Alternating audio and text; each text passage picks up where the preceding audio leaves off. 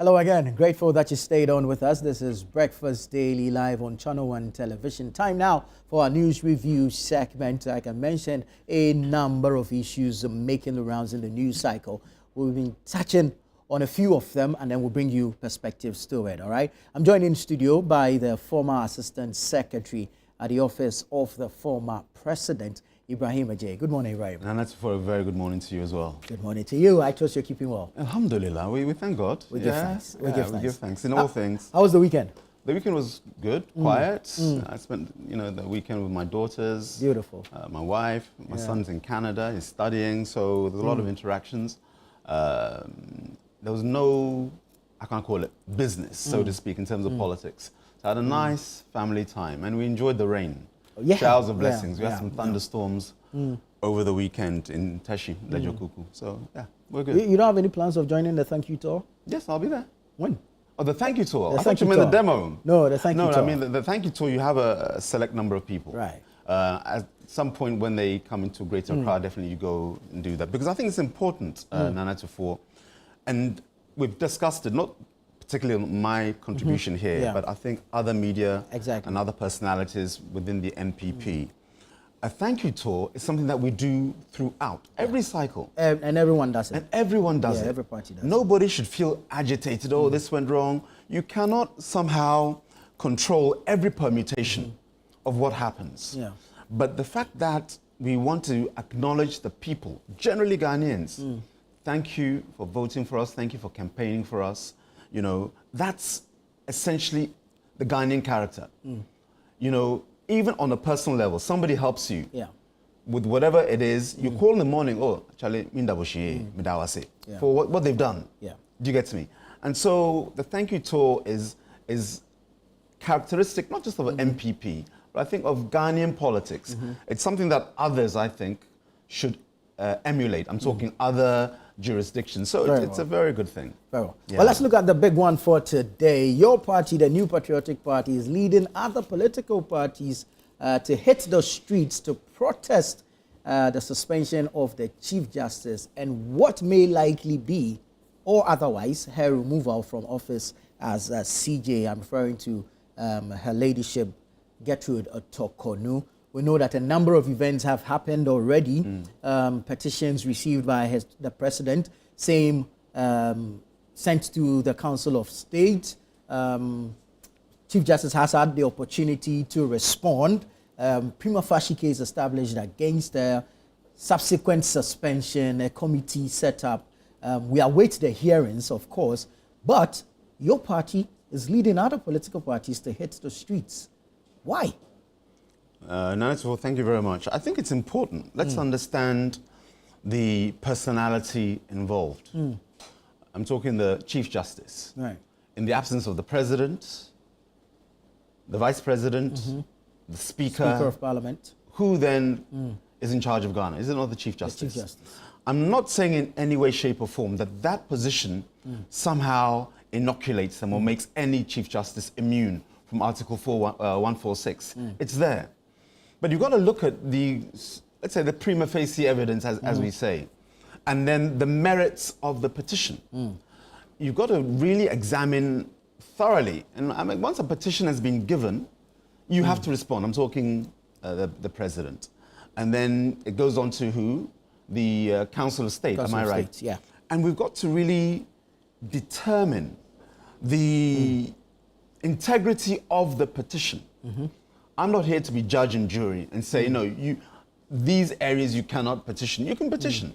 That's the democracy. Everybody has to have a voice and say, our observation of X, Y, Z, or this intelligence that has come to us point to the fact that we want to draw your attention, Mr. President, to the suspension, removal, otherwise. And then he carries that on to the Council of State.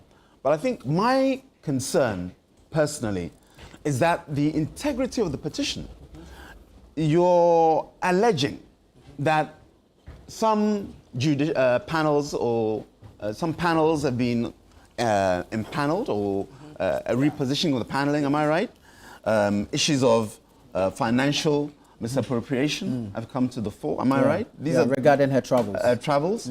Something that in terms of the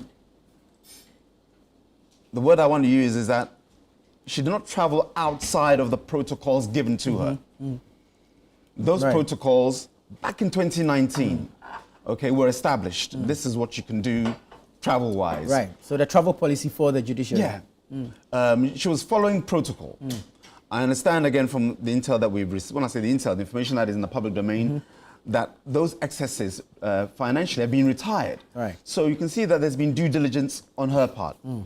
In terms of empaneling, on what basis? I mean, as I understand it, a judge has the locus to empanel, and if so being, disempanel. I mean, the lawyers can speak to the issue. Right, so the CJ empanels for cases at the Supreme Court. Yeah. So on what basis are you saying that, you know, her additional empaneling or what have you constitutes the reason for her removal?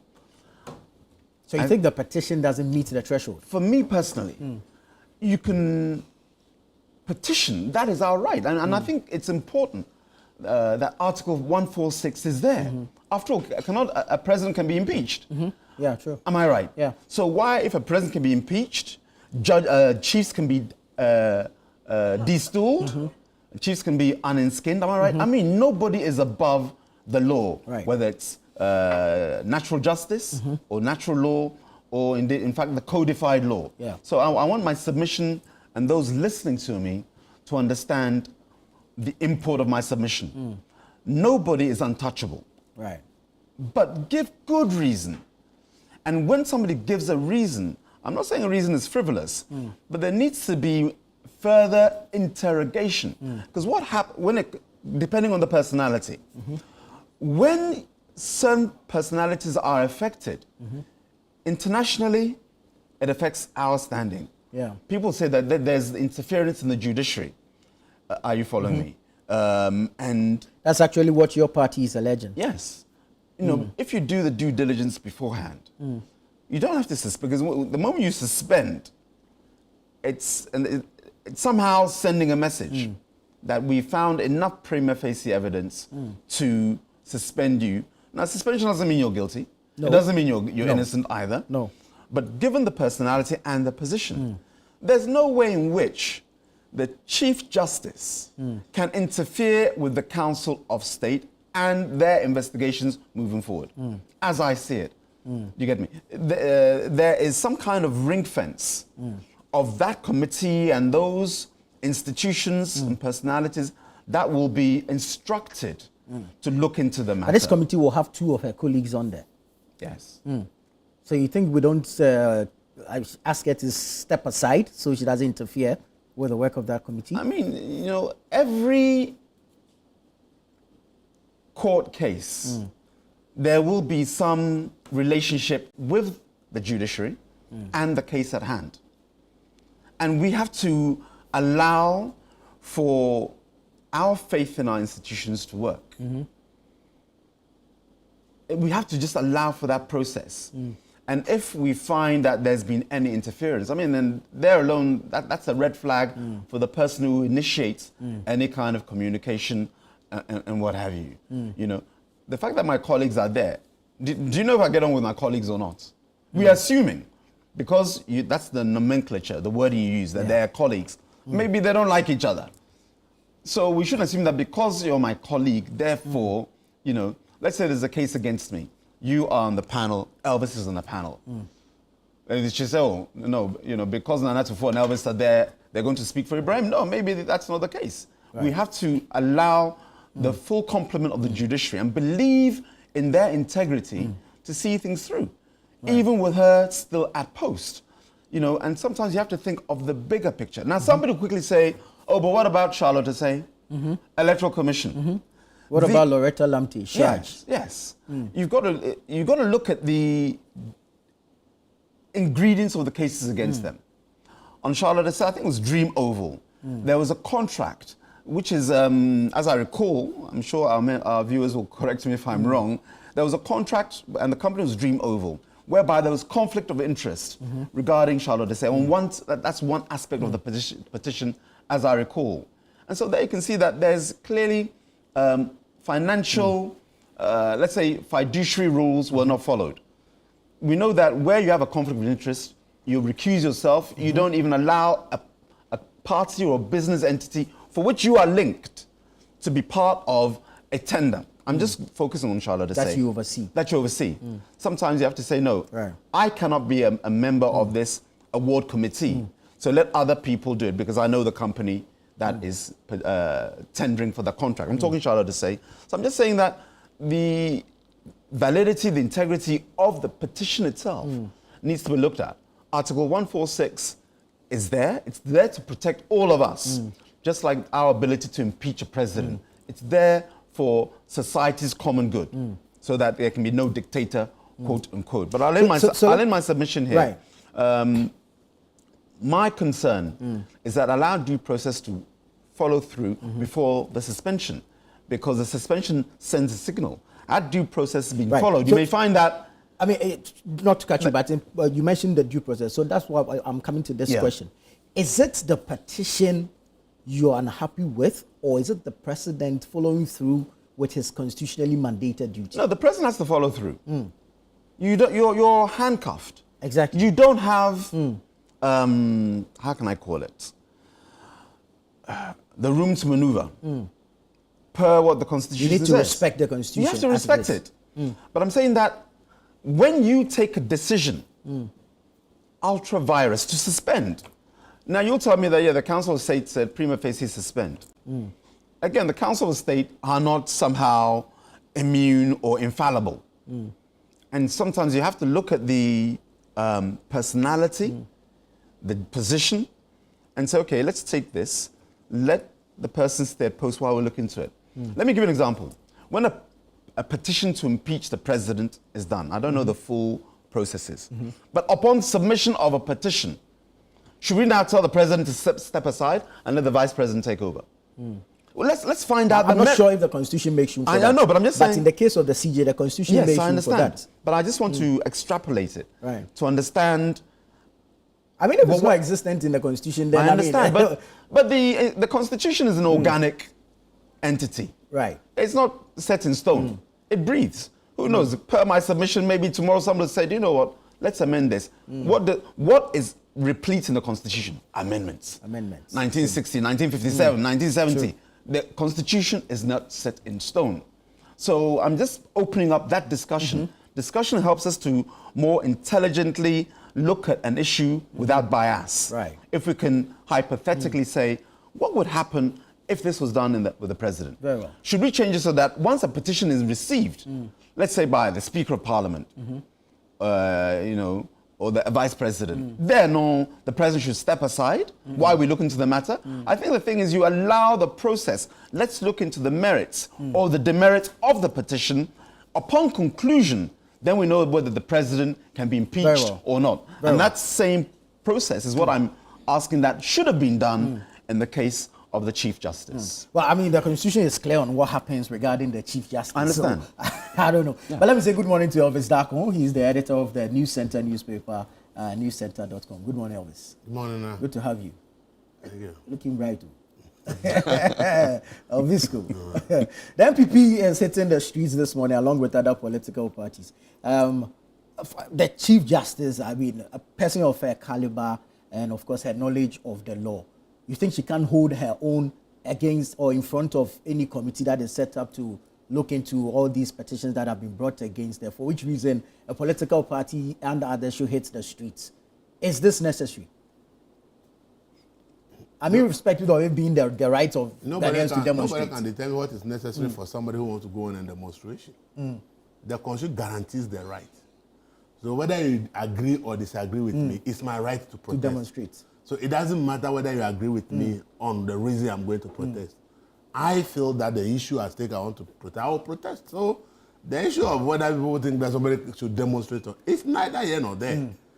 You may have 100% reason. There may be even facts to say that the person is wrong. If the person wants to demonstrate, you can't stop the person. Yeah. That is what the Constitution has provided for us as ways of expressing our views and feelings about issues.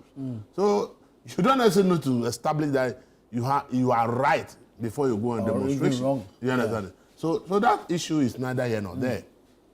So I don't think that that would be the issue. If you ask me that should the NPP even be demonstrating, I would say yes. But at the same time too, they should also take part of the blame. In the sense that NPP was in power in 2020. And it was in 2020 that Justice Doche pointed out this unfairness of the process of removing a Supreme Court judge or a Chief Justice. And that ruling was given in 2020. They were in government. They sat on it. They didn't do anything about it. So if today the process that the Supreme Court itself has pointed out that there is a opportunity for abuse, it is not fair, and therefore the state should sit up, provide rules to govern how the president exercises that discretion. And you stay in power for 4 years. You don't let your Attorney General do anything about it. And now the Constitution, what he has stated, another president says, that's what the Constitution says, and I have no option. Nothing has changed. I just have to follow the Constitution. And now you are going on protest. So on one hand, I agree that they have right to go on any demonstration they want to. But they must also take part of blame for sitting on the right. Because they had the power to actually come out with the rules and regulations that the Supreme Court has directed at the time. And if they had done it, today we will not be, all of us will not be shouting that the process is unfair. We will not be shouting that the process is unfair. So sometimes when you are in government and you are supposed to do things and you don't do it, if it is hunting people and you are the same government coming to complain, sometimes I have problem with such people. I have problem with such government because you had opportunity. You were in the government when the ruling was given. The question why that your Attorney General for 4 years did nothing about the ruling. Why? And then today you are telling me that because the process is unfair, the sitting president shouldn't apply it. If you wanted any sitting president not to apply an unfair process, you had the opportunity to correct it. And the Supreme Court had said it clearly. And the Supreme Court the judicial had no power to make rules and send to Parliament for passage. It takes the executive through the Attorney General to craft those rules and get it to Parliament to pass it. So if for 4 years the NPP didn't do anything about this thing, they have the right to go on demonstration. But they should look at themselves and say, if we had done this thing that the Supreme Court has said since 2020, would there be any cause for concern today that the process that we are using is unfair? So I think that they must also take part of the blame that they didn't do what they should have done to give us a clearer process of doing this thing. You understand it? It's clear in everybody's mind now, unless you don't want to follow the facts, that the process of removing a Supreme Court judge or a Chief Justice is completely unfair. Because the Supreme Court has made that pronouncement. And I've just last Thursday or Friday, the former CJ, Sophia Akufu, made the same point. That, yes, the president is doing what the Constitution says he should do. But the truth of the matter is that the process is unfair to the person affected. The process is unfair to the person affected. So the arguments are more of the unfairness of the process that is being applied rather than the president exercising his duty. I think on the suspension, the Constitution was clear. It said the president may. So it means that the suspension is not compulsory. So the president could have allowed the CJ to sit in office, get the process through. And that's why people are also questioning the president's decision to suspend the CJ when the Constitution says that you may. So if it's may, discretionary power. These are the issues. So the discretion, he decided that, okay, I will not let the person stay in office. It's not an issue of whether he has colleagues there or not. Whether the CJ is in power or suspended, still there will be a Supreme Court judge on the committee. There are two of them on the committee. So whether he's in power or not is immaterial in terms of the representation on the committee. But the representation has also been spelled out by the same Constitution as to who and who should be on the committee to be able to take such decisions. So the suspension, you may argue about it, but it's a discretionary power. It's a discretionary power, and since we fail to actually come out with the rules to govern how that discretion is applied, whichever way the person applied, you can only complain. You can only complain because you will not determine how an individual exercises his or her discretion. It is only rules that will tell the person with the discretion that though you have this discretion, this is the way and manner you should apply it. And so long as we have failed to be able to establish the way and manner that discretion should be applied, how the person applies it is the person's decision. And that is what we have done to ourselves as a people, especially when the Supreme Court gave a ruling in 2020, alerting us that this thing that we have done, it has the potential for danger And today, we are on the street progress. So the other parties that are part of the demonstration, yeah, before they have not been in government. But for the NPP, I think that they also have to learn a lesson. That when you are in government and things are supposed to be done, it's in the interest of the nation that you do it. So you cannot sit on that right to do that thing for 4 years. After you've lost power, another president is in power, is exercising the same right in the constitution. And now you are saying, why are you doing it? Were you not told by the Supreme Court that the thing was bound to be abused? Why are you now complaining if in your mind it's even been abused? So you see, we as a people, I always say that we like talking a lot, but the doing is our problem. If we are focused on getting things done, I think that this issue will not be here today. The process would have been clearer. Yeah. The process would have been clearer because when the EC commissioners issues came up, people raised similar issues. Okay, there are a lot of these people have raised. People even raised the issues of even the president shouldn't be appointing judges to the Supreme Court, and that we should have an independent committee, which happens in other countries, where it is an independent committee that looks at who qualified to be at the Supreme Court and appoint.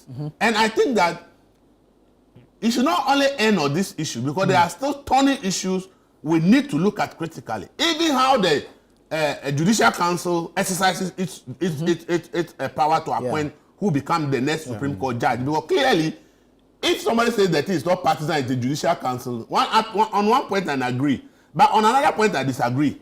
Because the 5 people nominated by the previous administration to go to the Supreme Court, for which reason the Kwekwa is asking that the chief judge should be removed.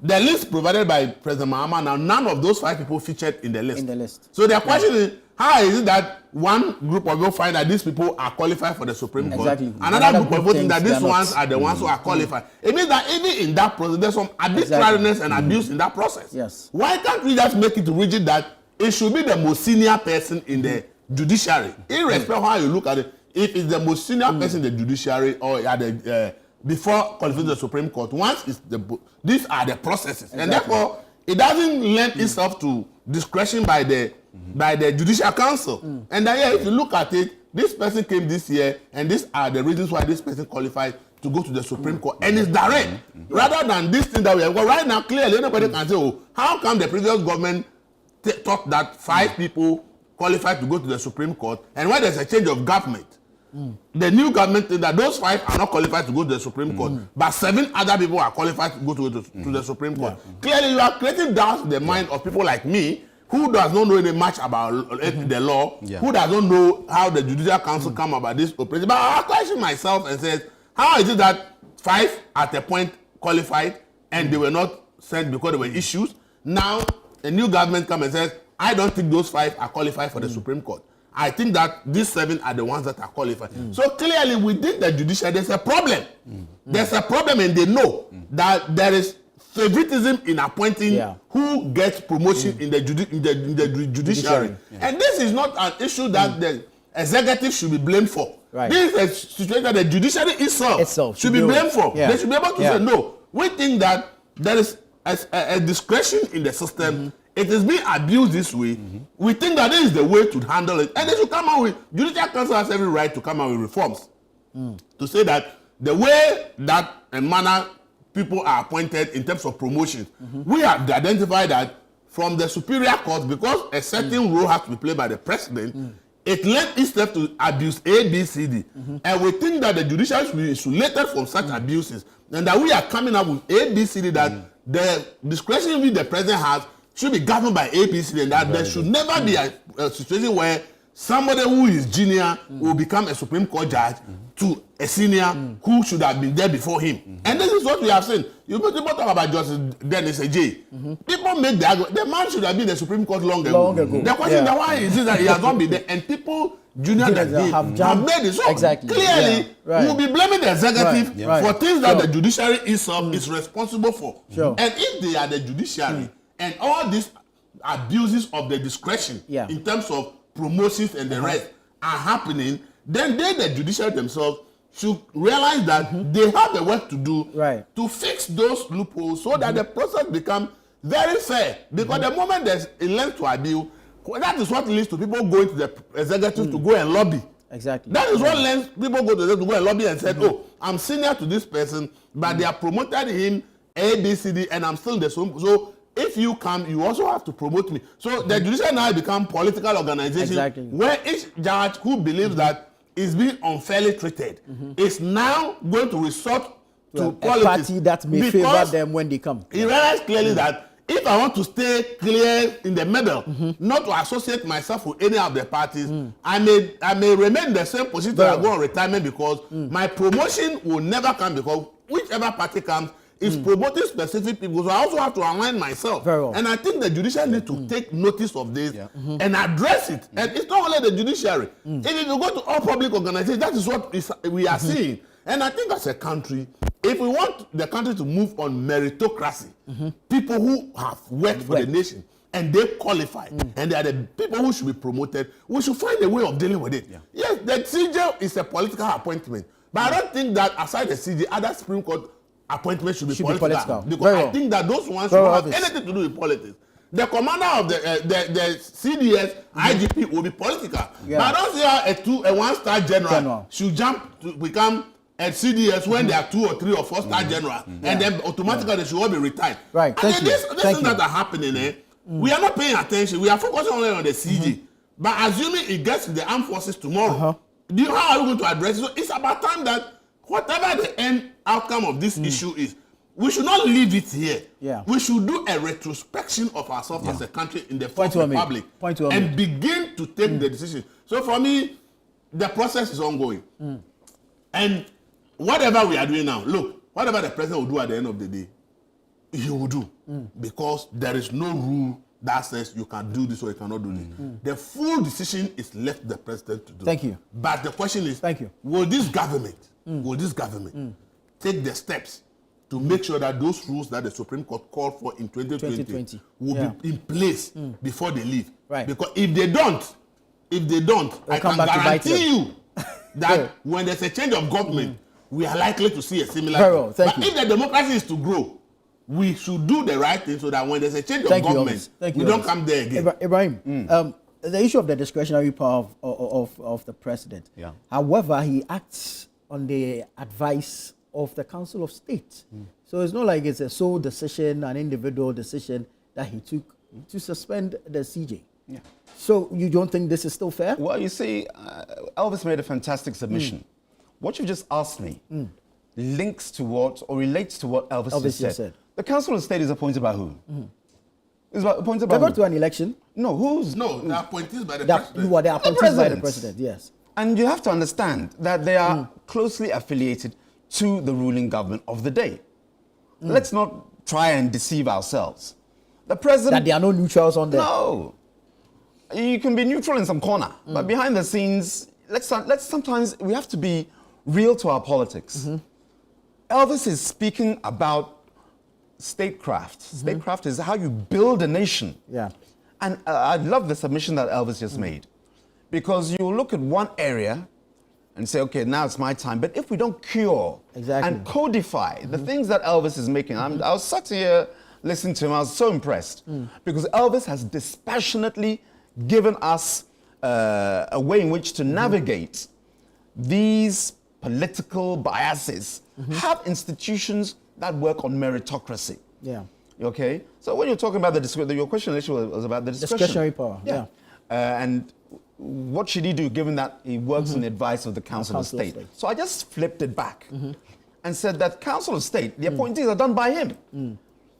You were telling me earlier that, okay, the Chief Justice has 2 colleagues. The procedure for removing... On the committee. Yes, the procedure for removing says that there must be 2 Supreme Court judges there. So it's there. So you can't move away from it. But on the same vein, the president will act upon the advice of people that he had appointed. So then you have a quote-unquote conflict of interest. Though we assume, as I said in my early submission, that we have to believe in the integrity of the Council of State, of the judiciary as well. So the discretion is something that needs to be somehow, per what Elvis has just finally submitted, we have to cure it and somehow ring fence it. If X do Y, if S do T, you can somehow shepherd the president's decision through what else is it saying or proposing, whereby you have, some clear-cut choices. If A has happened, then President, you're allowed to do B. If C happens, so that the President can say, look, I followed due process, and not just my own whims and caprices that I did this. So that's my answer to you as to the discretion. The Council of State is appointed by him, so it's a family decision. Are you following me? Politically. So that's my submission there. You spoke on doing what needs to be done to, more or less, for want of a better word, tighten the processes involved in removing a CJ. Would this include spelling out in clear-cut words what a petition that merits or meets the threshold for the removal of a CJ should entail? Exactly. But the question is that we don't know. The question is if, for instance, let me go back to Charlotte Osei's case. I have always said, Charlotte Osei's removal, I don't agree on principle that the woman was not found to have misused the public money. She was not found to say she benefited from the contract she did. She was found on grounds that she did not follow the public procurement law. What did she do? She came and said, I think the contracts awarded before I came to office, I think we can get it at a lower cost. Okay? And indeed, she got the contracts signed, re-signed at a lower cost, but did not go to procurement. She was removed on the grounds that she didn't go to the procurement process, not because the contract was inflated. In actual fact, she actually saved the state some money. If somebody saves state money, but didn't follow a process, is it ground to remove the person? Is the process more important than the savings to the state? We are rewarding her with a punishment. So, do you understand? So the person actually helped the country by saving money. But we are saying that if you don't follow the process and the country don't lose money, the country actually gained by making a savings. You say we should remove the person. If you ask me, I will say no. What the nation needs is the savings. The caution should be that next time, please follow the process. So sometimes when the law is clear, and we say, okay, you cannot remove the person if the offense is a misdemeanor. You cannot remove the person if the process is not followed, but it leads to benefit or service to the state. If we codify clear regulations to be able to understand it, yes, the person might have breached a rule, but then the breach rather has come at a benefit to the state. Not that you are encouraging a breach, but then you caution the person and said, you don't do this anymore. If it is repeated, they will no longer give you an excuse. But what you have done actually has saved the state some money. And if there's savings and we really can see the old contract and we see the new contract and realize that indeed the new contract is less than the old contract. Why do we remove you if you save the state money, if you didn't follow process? But then we caution you, at that point you will not be removed. So I think that if we codify things properly and begin to, okay, if it's a misdemeanor offense, the person will not be removed. Maybe this punishment, maybe suspension, maybe loss of salary or this, or if it goes beyond a repetition of the misdemeanor, after you have been cautioned and you repeat it again, then probably there's a cause for a certain action to be taken.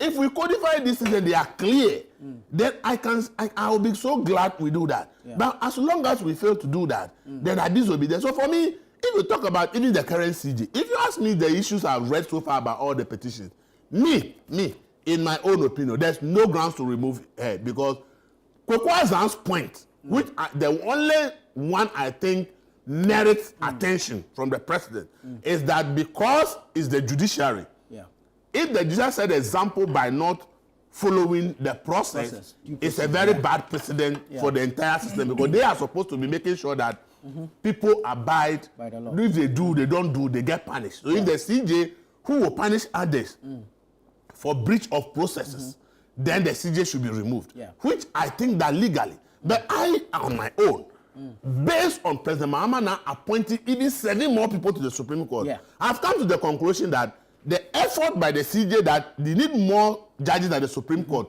to dispose of the backlog. The President Mahama agrees with her. President Mahama agrees with Torkornoo that there's a need for more judges to be able to clear the pending cases, the backlog at the Supreme Court. So if the woman, President Mahama agrees with it, it means the woman was doing the right thing. It's the process that was wrong. So if you ask me, so long as the current president also agree with her that we need more judges, I don't think that the breach of the process should be a reason for her removal. First of all, the judges she even recommended had not even been grilled by Parliament and approved to the Supreme Court. They are not even been sent there. So if a new government can think that, oh, she breached the process, but what she was asking for is right, I don't think that the breach of the process alone should be the reason for her removal, because what is more important to the people of Ghana is that we have a speedy justice delivery. Right. And if she recognizes that the backlog of cases is not good for our democracy, because when people are complaining that it takes too long for the judiciary to dispose of cases, for which reason she saw the need to increase the numbers to be able to dispose of these cases timely, and the process is faulted, if you ask me, I will not recommend for removal. And that's the only reasonable ground. But all the other grounds that are read in all the petitions, in my opinion, I'm not the authority, I'm not a lawyer, but in my opinion, all the other grounds that people have stated, if you ask me if I'm on the committee, I'll vote against all of them. If I'm on that committee, I'll vote against all of them. Very well. Ibrahim, okay. Thank you, Nana. I wanted to come in on the Charlotte Osei matter. You know, briefly. Yeah, before Elvis came in, I mentioned Dream Oval. Yeah. Thank God for my memory. I wasn't sure. Dream Oval is an IT firm that was given a payment of $76,000, but there's no contract. I mean, under what premise do you pay somebody without contract? Now, Charlotte Osei in their defense said that, oh, but the contract was funded by USAID. Now, you know why I'm smiling? Why are you smiling? SkyTrain, $2 million has been paid. You've not seen good, very good. I mean, then you put everybody in order. Let's not pretend that one party has the monopoly of being, how do you call it, Malika, angels. We're all Ghanaians. Yeah. You understand? And for every SkyTrain, you will find other contracts whereby Ghana benefited and the transparency and the integrity was top notch. But understand that, you understand me? So I thank you for the SkyTrain, but let's understand that across administrations, you'll see assets and liabilities.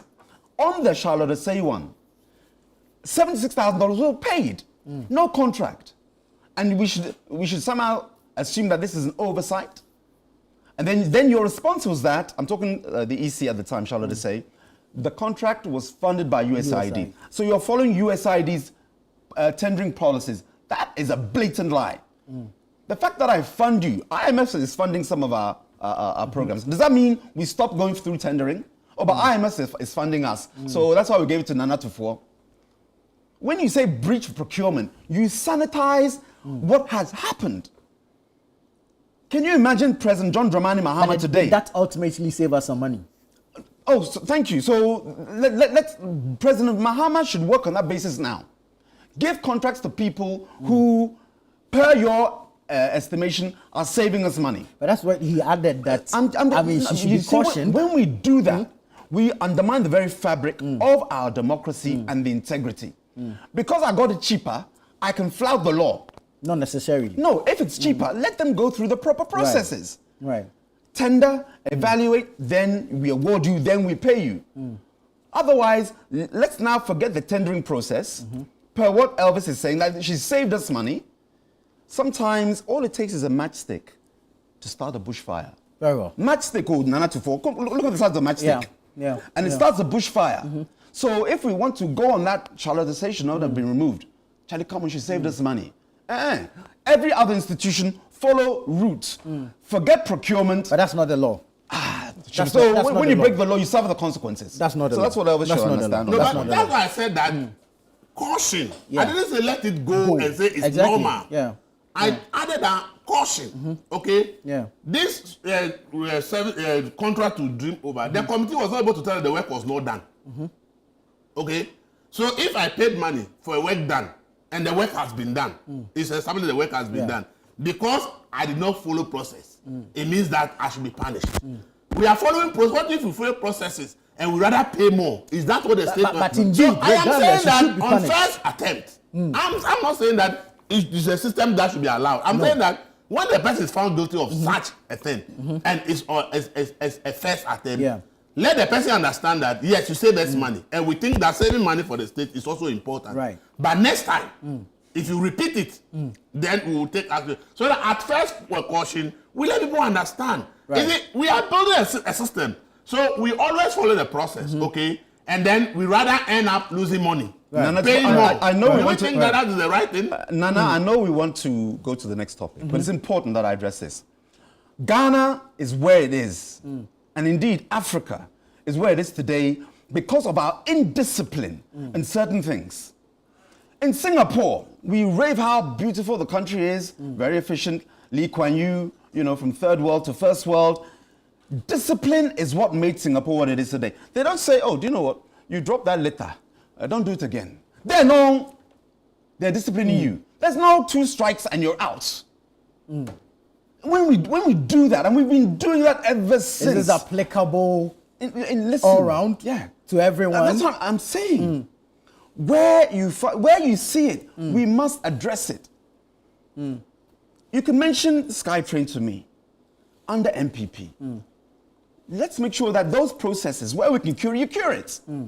The moment we start to defending, because it's my party or my administration, then the cycle continues. I won't repeat I don't want to waste time on this submission. Very well. But until and unless we are so disciplined in making sure that any malfeasance, impropriety, if you say, oh, Charlie, you've done this wrong, we'll give you another chance for where? If your party leadership When you catch an armed robber, catch an armed robber, you think it's the first time he started stealing. That's the first time you caught him. Right. So you say, oh, Charlie, we caught you today, go and sin no more.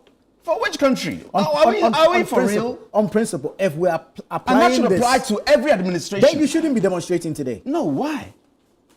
But we've discussed that issue here. Elvis mentioned, it's our right. It is. No, listen, it is. I'm not but talking... then if you agree that you don't need 2 strikes, then perhaps, based on just the Kwaku Asa petition, then the CJ should go. No, because you have not gone into it. It's like saying, because I called the police station and said, Nana Tufo has stolen my cup of tea. And so, in prima facie, the cups look alike. Yeah, maybe he stole it. So let's put Nana Tufo to prison.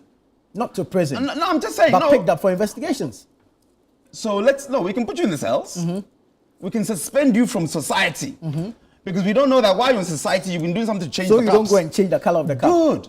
So what I'm saying is that per what you're giving me, you're talking about we should not be demonstrating. That's the democratic right. Whether we are right or not right, per your as somebody's estimation, that God-given right to protest is there. I was part of Let My Vote Count Alliance, LMVC. Yeah. It was the same Justice Ajay that ruled in our favor, saying that the government cannot take ex parte decisions when it comes to the right to protest. We would apply to the police in 2016. They beat me. I remember with David Asante. David Asante, we were beaten at Castle. They fired tear gas, my back. The police, directly. Where should you fire tear gas? In the air. They fired on my Inkotong, and I was captured on TV. And they were beating us. I'm just coming. Very well. We went to court. I know sorry for digressing. We went to court. Justice Ajay ruled in our favor that the police or the government cannot use an ex parte motion to prevent our constitutional right to protest when we've given due notice to the police and shown them where we'll be going, etc., etc. Are you following me? Yeah. So just on that issue that we should not be protesting, no, you're just unraveling democracy. I'm saying that where you have seen malfeasance, given payments without contract, so we should give you another chance. So let's give everyone. No, but that's not right. You're not getting what I'm saying. I'm getting you. My point is that there's always a first time of an offense. Yeah. That is why a court can even tell you that this is the first time for your offense, and therefore your punishment is being reduced. Even in the courtroom, it's recognized that when you have committed an offense for the first time, you can have a plea for it. Okay. We some years back we didn't have a plea bargain. Okay. After years of arguing back and forth, today we have passed a legislation allowing plea bargain. Even the Auditor General report, when it finds you of something, it gives you the opportunity to pay back the money. And if you fail before they take you to court. So the committee that is set up, the president sets up, it has the same power like a high court. High court, yeah. Okay? It has to have. So I'm saying that if they really apply the principle by court and it's a first time offense, removal, even if you have something, removal should not be the first result. Not So in all cases. it's the weight of the punishment. All I need is statistics. He's not saying they shouldn't be questioned or punished. Not in all cases. And I mentioned, not in all cases. Yeah. If it's a first time offense or breach, that's what I said. So if we are going to codify how the president exercises its Discretionary discretion, that codification should also go to the kind of recommendation the committee that will be set up and made. Very And well. my point is that committee, one of the codification we should do is that when it's a first time offense, and it is not that a criminal offense of the person actually stealing from the public, but there's evidence that the person has actually saved the money by breach a process, a first time offense, we could forgive the person. These are some of the amendments suggestions I am making that we should consider in terms of codification. Let's wrap up on this. Let's wrap up on this in a few seconds. Good. I said to Elvis, the submission is made. Fantastic. Right. I have no issue there. Yeah. I only went on to this tangent, and it's relevant to our discussion as we seek to build this nation. Indeed. You know, the first time offense should not, I mean, there are ways in which you can cure that. But when you're a public servant, imagine I am manager of Ghana Water Company Limited. Officers under me procure water purification material to clean the water. They use and they knowingly go for a substandard supplier. That material enters our water system, our water treatment system, and 1,000 Ghanaians die. But that's criminal. You see, because of the severity, we now want to somehow, cushion the consequence. We want to clothe the talk in some sweet talk. I'm just coming. My point is this, and I'll learn so we don't get digressed. This is a public space. Sometimes when we are strict, it sets the procedure down the line. In China, you're accused of corruption, properly prosecuted. Not just a petition, then you are killed. But if you are found guilty, you are public execution. True. Are you following me? So sometimes let's count. I'm not saying China is corruption free. No. But compared to, let's say, Africa, let's see how many corrupt officials, and they're there, do what we are doing here in Africa or Europe or elsewhere. That's what I'm saying. Very well.